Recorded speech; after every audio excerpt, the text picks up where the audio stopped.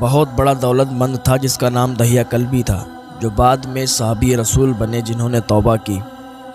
توبہ سے پہلے یہ بہت بڑے کافروں میں شمار ہوتے تھے، دولت مند تھے، نام تھا، عزت تھی، شہرت تھی اور خوبصورت بہت تھے۔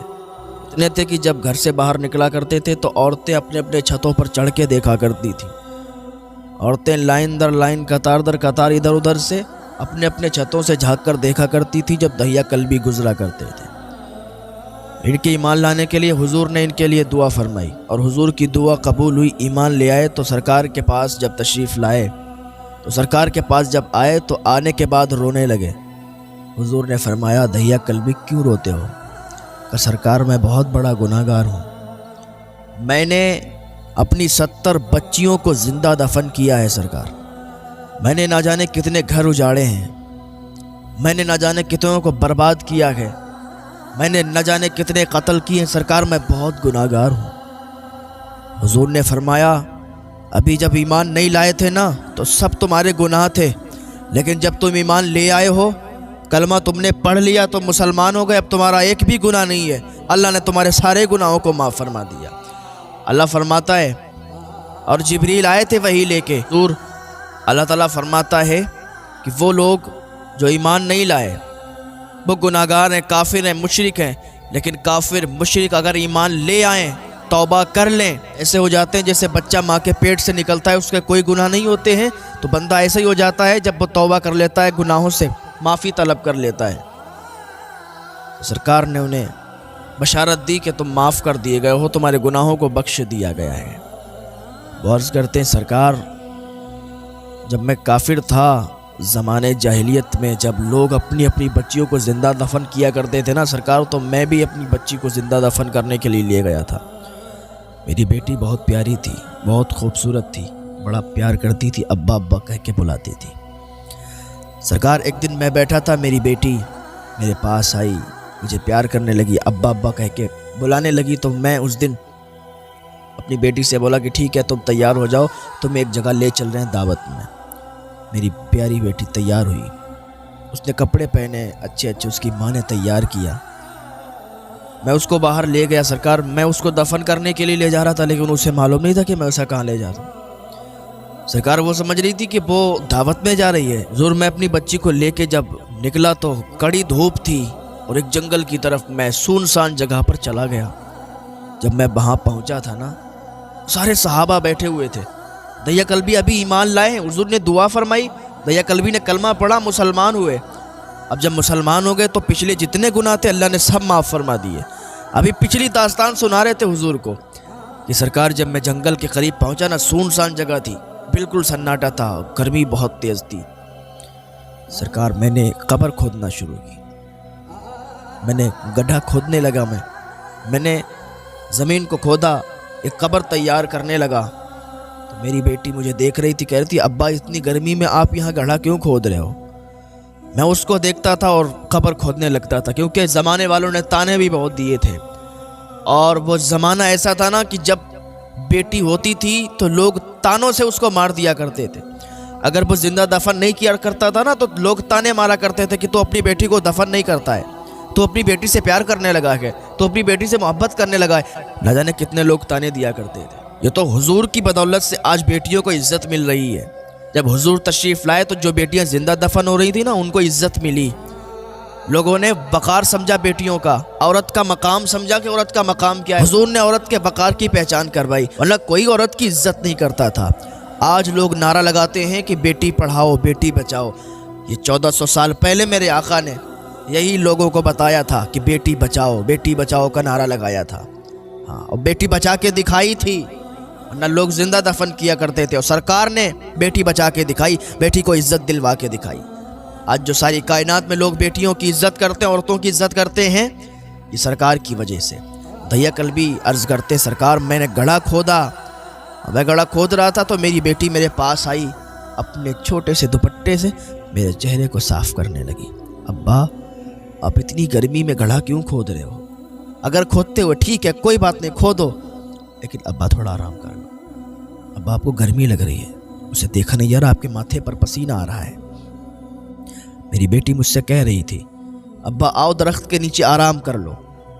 میں نے کہا نہیں بیٹی مجھے گڑھا کھودنا ہے۔ میں نے اس کو بھگا دیا، میں نے کہا تم بیٹھو جا کے۔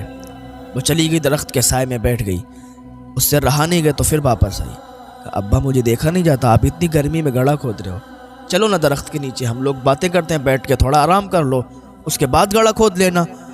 ابھی تو بہت ٹائم ہے ابا، اس کے بعد گڑھا کھود لینا، گرمی بہت تیز ہے، آپ کے ماتھے پر پسینہ آ رہا ہے۔ میری بیٹی نے میری انگلی پکڑی، کہا ابا باہر نکلو۔ میں باہر نکلا، درخت کے سائے میں آ کے بیٹھ گیا۔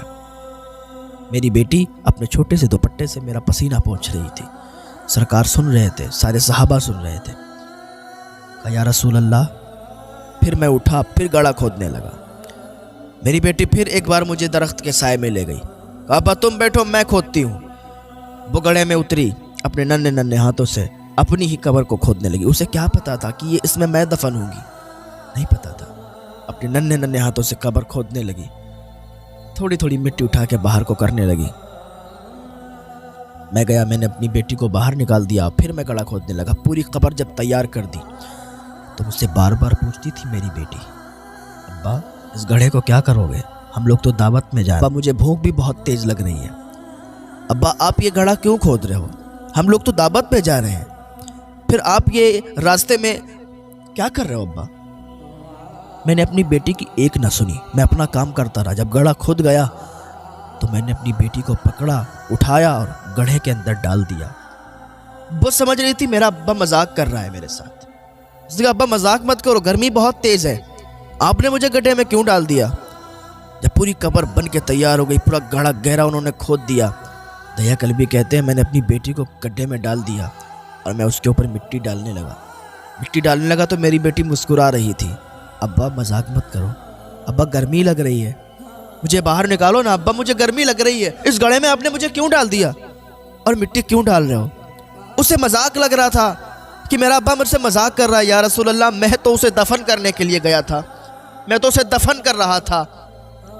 سرکار سن رہے تھے، آنسو نکل رہے تھے۔ صحابہ اکرام بیٹھے تو ان کے بھی آنسو نکلنے لگے۔ کہا حضور میں نے اس کو دفن کرنے کے لیے مٹی ڈالنے لگا، اتنی مٹی ڈال دی جب سینے تک۔ وہ کہنے لگی ابا یہ کیا کر رہے ہو؟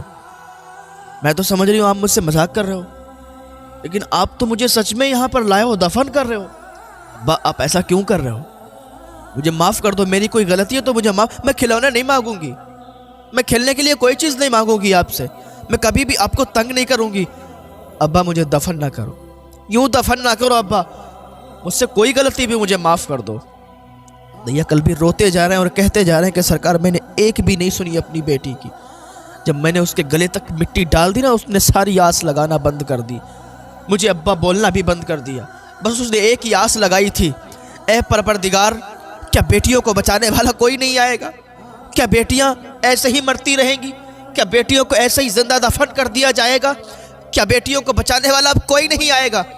اس نے ہاتھ اٹھا کے دعا کیے تھے، مولا کوئی بھیج دے جو بیٹیوں کو عزت عطا فرمائے، کوئی بھیج دے جو بیٹیوں کا وقار انہیں واپس کرائے، کوئی ایسا بھیج دے کہ جس کی وجہ سے ساری کائنات میں لوگ بیٹیوں کی عزت کرنے لگیں، بیٹیوں کا وقار سمجھنے لگیں، بیٹیوں کا مقام سمجھنے لگیں۔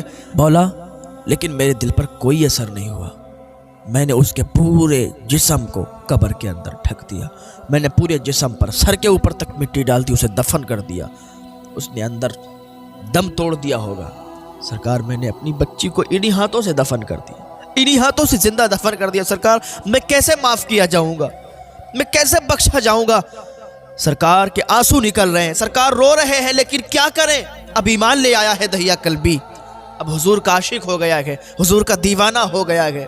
حضور نے یوں آنسو پوچھے اور پہنچ کے کہتے ہیں دہیا مت رو، وہ تب کی بات تھی جب تو کافر تھا، وہ تب کی بات تھی جب تو ایمان سے سرفراز نہیں ہوا تھا، وہ تب کی بات تھی جب تو ایمان نہیں لایا تھا، لیکن اللہ کا فرمان ہے جب کوئی بندہ ایمان لاتا ہے، جب کوئی کافر مشرک ایمان لاتا ہے یا جب کوئی توبہ کرتا ہے تو اللہ تعالیٰ اسے ایسے ہی معاف فرما دیتا ہے جیسے اس نے کبھی گناہ ہی نہیں کیے تھے۔ ہاں یہ حضور کی دعاؤں کا اثر ہے، حضور جس کے لیے بھی دعا کرتے تھے وہ دعا فوراً قبول ہو جایا کرتی تھی۔ ارے حضور کا چہرہ ایسا تھا کہ جو بھی حضور کو دیکھتا تھا وہ ان کا دیوانہ ہو جایا کرتا تھا۔